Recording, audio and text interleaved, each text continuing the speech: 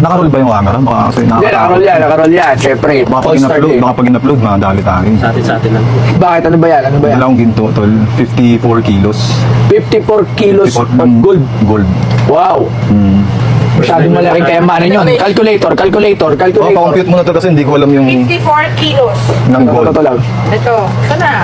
54, di bali 54,000 yung labs. Times, magkano? Ilang kaya yan? Hindi ako sigurado pero parang Usually, 18 eh. Hindi, malamang yan 24 yan. Baka Kasi 24 usually, siguro. lahat ng mga mabibigat na ganun, 24 ka. Kakabili ko lang kasi last month nito. Palagay mo na mga 4,000. Magkano ba 20 Mga per game? 4,000, gano'n. 4,000 po. Depende kung anong ano. Tangina. 21. Magkano? 216 million. Yes, oo. Ipasok mo na yan at makita na natin. Paano rin? Padaan-daan lang baka maano. Saan mo naman nakuha yan? Binenta na sana matandang hapon. Matandang hapon. So, magkano mo binayaran?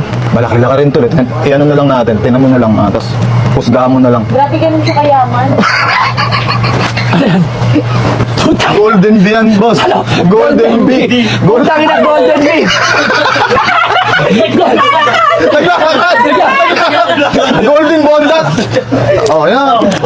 Nalulupit yan. First time. Kaya, Pero ngayon, habi-habi ko pa rin yung magic ko. so ano naman ang meron special dyan sa... Lumang baraha ko to, simula high school ako, nasa akin pa to. Tsaka meron siyang pirma ni David Blaine. Wow. Yes. David Blaine.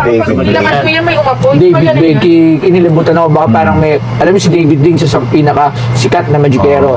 After David Copperfield, there was David Blaine in America, di ba? Tsaka yung sa era natin ngayon, Chris Angel. Chris Angel, sila yung mga sikat. Dati kasi, nung bata ako, napapanood ko lagi yung magikero si David Copperfield. Kakilala mo naman yun David siguro, di ba? Copperfield, oo. Matanda na yun. So, tapos, yung Generation Next is sila Chris, tsaka si David Blaine. Ang daming fits na nagawa ni David Blaine. Ipakita mo sa lahat. Okay. Okay. Alright. Soli mo dito, sa loob. Alright. Ngayon, ganito. Gagamit naman ako ng bagong baraha. Alright. Para hanapin yung baraha mo doon kasi baka masira yun. Ganito gagawin natin. So, lalabas Dito ka, dyan. dito ka. Yes, ganito gagawin ko. Tingin ko hindi ito yung card mo, yung sa top card eh. Ganito na lang gagawin natin. Sige. Cut ako ng mga kalahati. So, kita ba ng camera, Yux? Cut ako ng mga kalahati. Okay? Alright. Ganito. sige. Watch. Ito may shadow, gusto kayo? Asan? Ay! Ito mo? Ay, Meron gumalaw! isang card na humiwalay. Tingin ko, King of Hearts. Tama? Oy! Wala Tama pa. ba? Tingnan mo to ha. Watch. Oy! King of Hearts.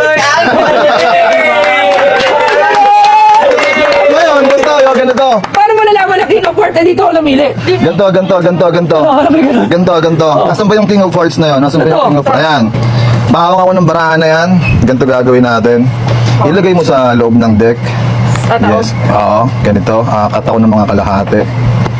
Marunong akong mag-snap. Wala mo yung pirma niyan. Babayaran ko na 150. Pag minagic mo na pag Wala nang value yun. Wala nang value Hindi, yun. pero sa amin, may babalik mo rin. Hindi ko kaya yun. 60,000 last price. Hindi kaya to. 100.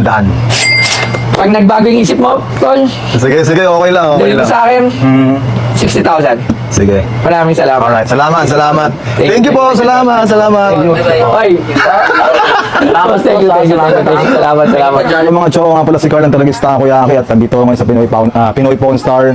At ngayon nga no, hindi kami nagkasundo ni Boss Toyo dahil malayo sa asking price ko yung pirma.